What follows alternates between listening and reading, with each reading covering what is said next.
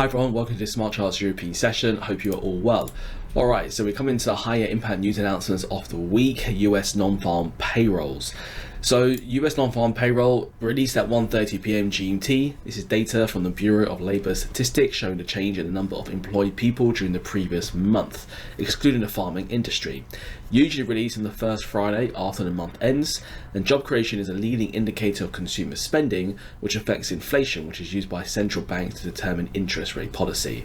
And the forecast is for 164,000 jobs to be added to the economy last month. Why do we look at news announcements? Well, we know this week we had a lot of US employment data coming out, job creations, job openings, the ADP non-farm numbers, today's US non-farm payroll number, and we know that the biggest theme in the market has been the US dollar. If you have been trading trend strategies, you've probably seen a lot of setups on those dollar pairs, okay, over the past several months really.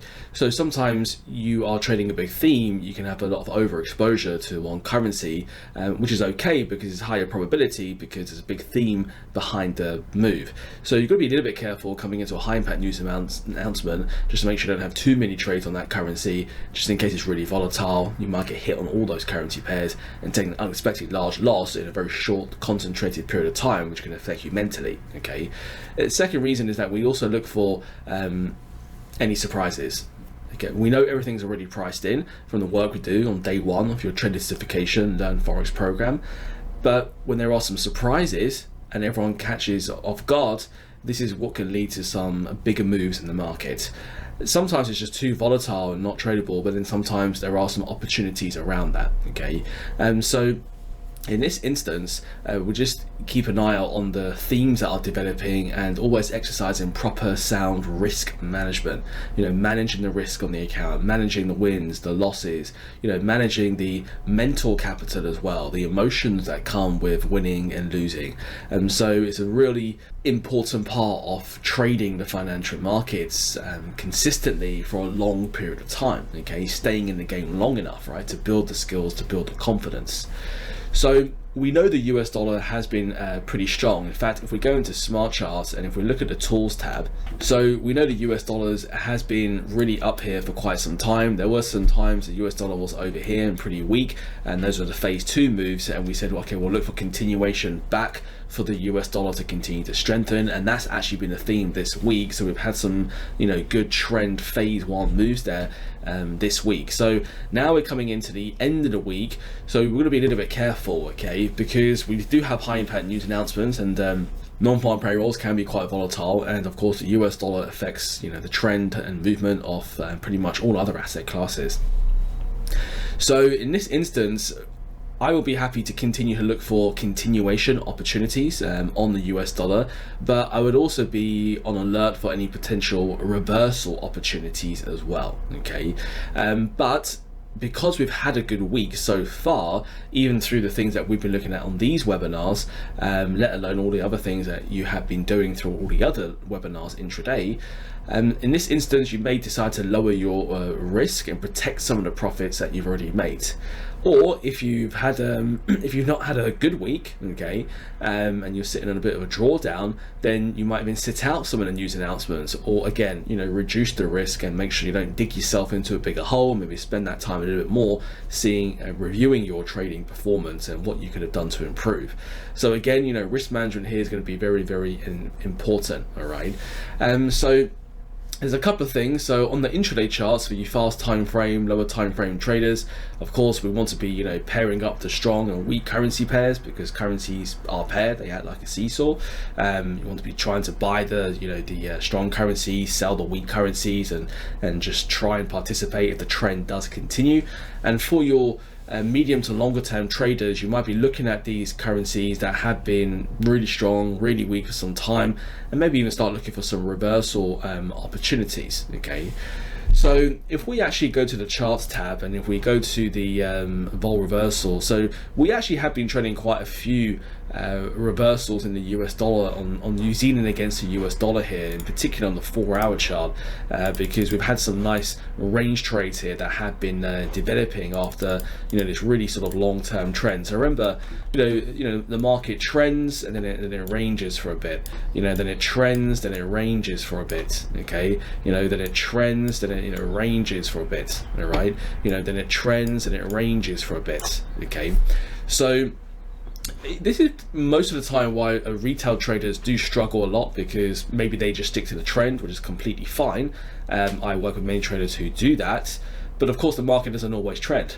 So you might make some profits here and here and here, some point in the trend, but what are they doing in the boxes? Okay, they're still trying to trade a trend, instead of maybe staying out of the market or maybe looking for reversal opportunities, range opportunities.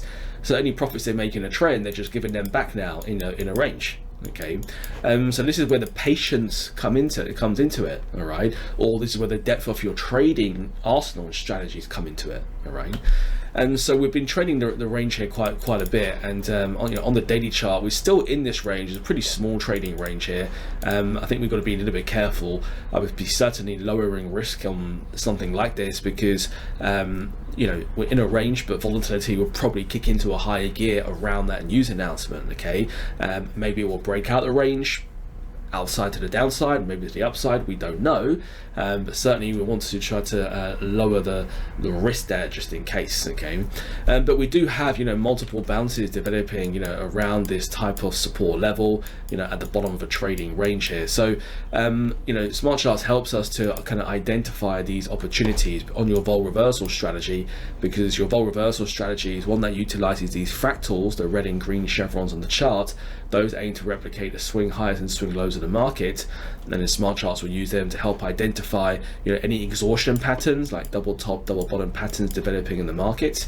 And then we just want to do a bit of analysis as well and just make sure it's in the right market condition. These exhaustion patterns are happening at significant places, in trading ranges, or significant horizontal support and resistance levels for trend reversals. Okay.